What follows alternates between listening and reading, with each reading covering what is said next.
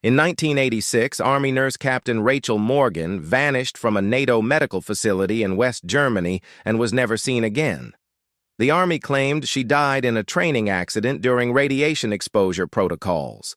But 39 years later, her daughter, Dr. Sarah Morgan, uncovered a radiation detector in her mother's belongings that showed impossible exposure levels. And what that device revealed would expose a conspiracy buried since Chernobyl and prove her mother never died at all. Dr. Sarah Morgan had seen enough radiation exposure cases to know when the numbers meant death. After 15 years as a nuclear medicine specialist at Johns Hopkins, she could read dosimeter readings like death certificates. But this device made her blood run cold in ways that had nothing to do with medical protocol. The old Soviet-era radiation detector sat among her mother's belongings, forgotten in a storage unit Sarah had finally decided to clean out.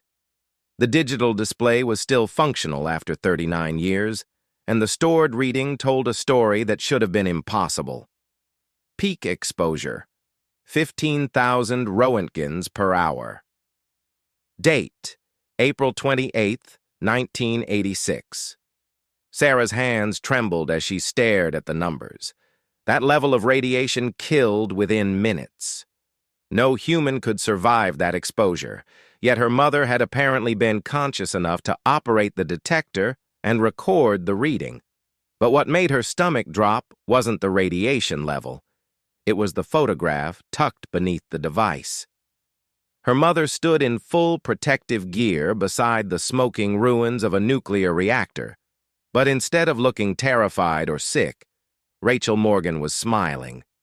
Not the grim smile of someone facing death, but the satisfied smile of someone who had accomplished something important.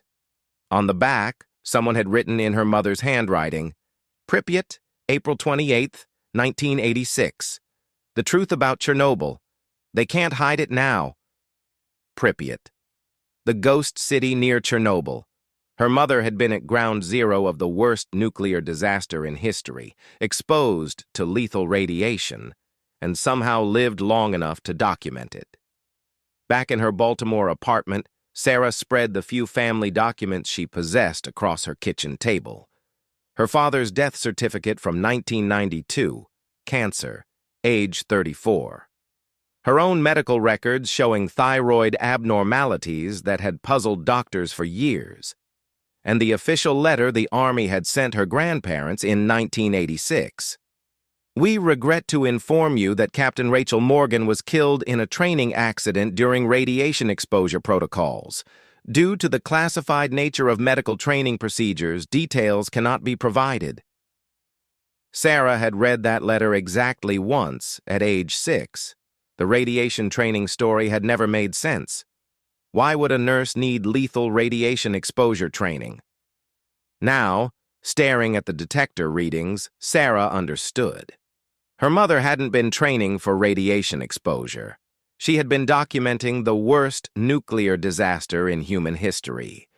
She pulled out her laptop and began researching Western response to Chernobyl. Official records showed NATO countries had monitored from a distance, providing no direct assistance. But the timestamp on her mother's radiation detector was April 28, 1986, just 2 days after the explosion, when even Soviet authorities were still denying the severity of the disaster. How had an American Army nurse gotten into the exclusion zone before most Soviet officials? Her phone rang. Dr. Michael Petrov from the CDC's Radiation Emergency Unit was returning her call. "Sarah, you said you had questions about Chernobyl exposure data?" "Michael, I'm looking at a reading that shows 15,000 roentgens per hour on April 28, 1986. Could someone survive that level of exposure?" Silence. Then, "Sarah, that reading could only have come from inside the reactor building itself. No one could survive that exposure for more than minutes. Where did you get these numbers?" "My mother's radiation detector." "That's impossible. No Western personnel were in the exclusion zone during the initial disaster response." "What if they were there unofficially?" Michael's voice dropped to a whisper. Sarah, if what you're suggesting is true, your mother was part of something that's been classified for 40 years, and people who ask about those operations tend to have very short lifespans. After hanging up, Sarah made her decision. She called the Department of Defense Personnel Records Center. "This is Dr. Sarah Morgan. I need to request personnel files for my mother, Captain Rachel Morgan, who died in 1986. I'll need her service number and unit assignment. She was with the 312th Medical Support Unit at Ramstein Air Base." "Let me check our database. Hold, please." Sarah waited, the radiation detector sitting on her table like an accusation. "Ma'am, I'm showing a Rachel Morgan in our system, but there's a problem." "What kind of problem?" "Her file is classified, sealed by the Nuclear Regulatory Commission. But there's something else. According to our records, Rachel Morgan is still receiving medical benefits." Sarah's blood went ice cold. "What do you mean, still receiving benefits?" "Active medical care at a classified facility, monthly pharmaceutical deliveries. Someone named Rachel Morgan has been receiving treatment for radiation exposure for 39 years.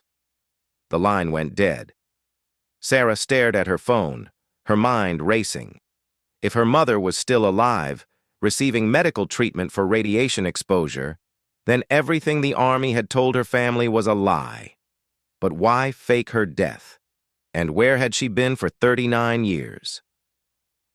Sarah drove to the Nuclear Regulatory Commission's regional office, her mother's radiation detector and photograph on the passenger seat. If Rachel Morgan was alive, someone at the NRC knew about it. Dr. Elizabeth Chen, the regional coordinator for radiation emergency response, met her in a sterile conference room. "Dr. Morgan, I understand you have questions about radiation exposure protocols?" Sarah placed the detector on the table. "This belonged to my mother. It shows exposure levels that should have killed her instantly." Chen picked up the device, her face going pale as she read the display. "Where did you get this?" "My mother's belongings, along with this." Sarah showed her the photograph. Chen stared at the image for a long moment, then got up and locked the conference room door. "Dr. Morgan, what I'm about to tell you cannot leave this room. Your mother didn't die in 1986. She's been in protective medical custody for 39 years. Sarah felt the world tilting. Protective custody? The radiation exposure at Chernobyl should have killed her within hours. But somehow she survived. The medical implications were so significant that the government classified her as a vital national resource. You've been keeping her prisoner? We've been keeping her alive. The radiation exposure changed her cellular structure in ways we still don't understand. She should be dead. But instead, she's developed an immunity to radiation that could revolutionize cancer treatment. Chen opened a filing cabinet and pulled out a thick medical file. Your mother has been voluntarily participating in medical research that has saved thousands of lives. But officially, she died at Ramstein to protect the research from foreign intelligence. Sarah stared at the medical records. Decades of treatments, experiments, breakthroughs in radiation medicine, all using her mother as the primary test subject. Where is she? I can't tell you that. She's my mother. Chen's expression softened. Dr. Morgan, your mother made me promise that if her family ever came looking, I would give them this. She handed Sarah an envelope marked, "For my daughter, when she's ready for the truth." Sarah's hands shook as she opened it. Inside was a letter in her mother's handwriting, dated just 3 months ago. My dearest Sarah, if you're reading this, you found my radiation detector and started asking questions. I've been watching you from afar for 39 years, so proud of the doctor you've become. The radiation exposure at Chernobyl didn't kill me, but it changed me in ways that scared governments on both sides of the Cold War.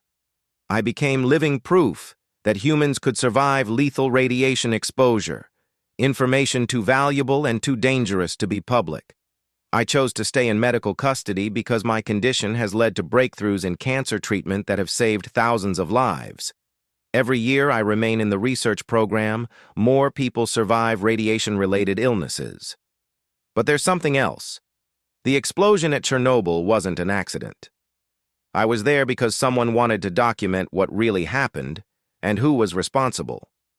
The evidence is hidden where only you would think to look. Remember what I taught you about radiation safety.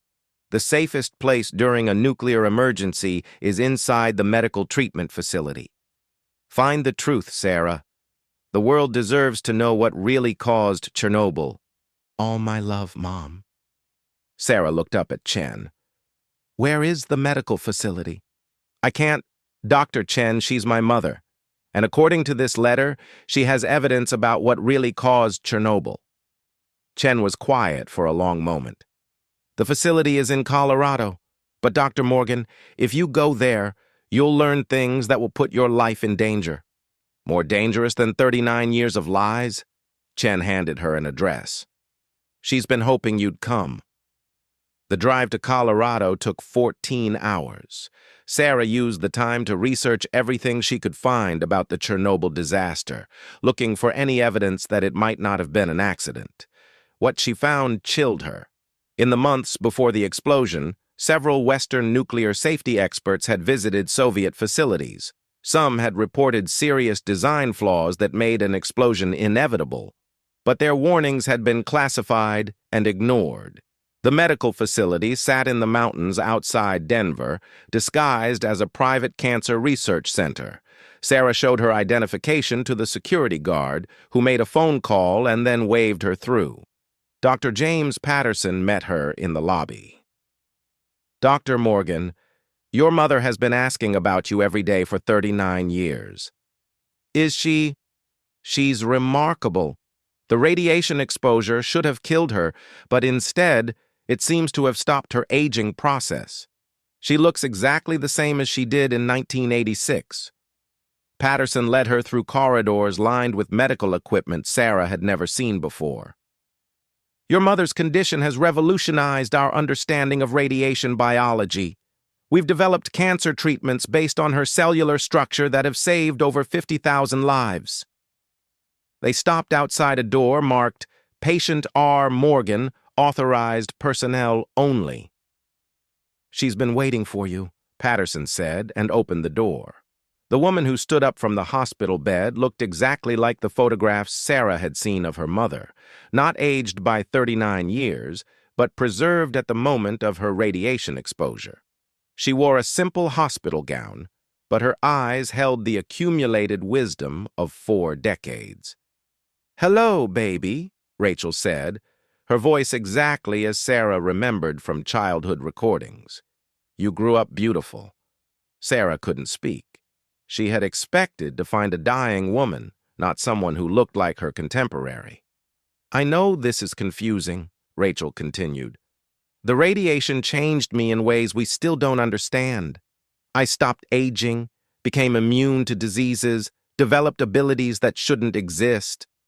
Why didn't you come home?" "Because what happened to me would have started a global race to weaponize radiation exposure.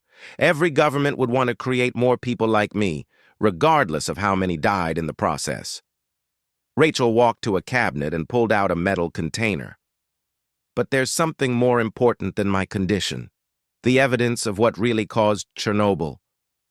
She opened the container, revealing photographs, documents, and recorded conversations. The explosion wasn't caused by Soviet incompetence. It was caused by Western corporations who wanted to discredit nuclear energy to maintain their oil profits. They sabotaged the safety systems during an inspection visit. Sarah stared at the evidence. "You're saying Chernobyl was intentional?" "I'm saying it was corporate murder, on a scale that killed thousands and contaminated half of Europe, and the same people who caused it have been covering it up for 40 years. Rachel handed her a list of names. Executives from major energy corporations, government officials, intelligence operatives who had participated in the conspiracy. "This is why I stayed hidden, Sarah. These people would kill anyone who threatened to expose them. But you're a respected doctor with no obvious connection to the case. You could reveal this evidence in a way that would be believed. Sarah looked at the documents that could rewrite history, then at her mother who had sacrificed everything to preserve them. What happens if I expose this? Justice for the thousands who died at Chernobyl, and maybe prevention of the next disaster they're planning. There's another one? Rachel's expression grew dark. They're planning to sabotage a nuclear facility in Eastern Europe to justify shutting down the entire European nuclear program. The oil companies want to be the only energy source left. Sarah felt the weight of decision. Exposing the truth would save lives but destroy her quiet medical career. Staying silent would protect her but allow mass murder. When is this planned sabotage supposed to happen? According to my sources inside the conspiracy, within 6 months. Sarah made her choice.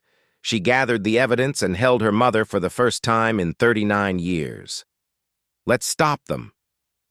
6 months later, Sarah sat in a congressional hearing room watching the chairman of 3 major oil companies being led away in handcuffs. The Chernobyl conspiracy had reached into the highest levels of corporate power, exposing a network that had caused one disaster and planned another. Captain Rachel Morgan was quietly released from medical custody with full recognition of her sacrifice and contribution to medical science. The radiation immunity research continued, but now with full transparency and Rachel's freedom to leave whenever she chose. The planned sabotage of the Ukrainian nuclear facility was prevented, saving potentially millions of lives. Sarah kept her mother's radiation detector as a reminder that some truths are worth any sacrifice to preserve, and sometimes the most important discoveries come from asking the right questions about the wrong stories. For the first time in 39 years, the Morgan family was together again, and for the first time ever, they were telling the truth.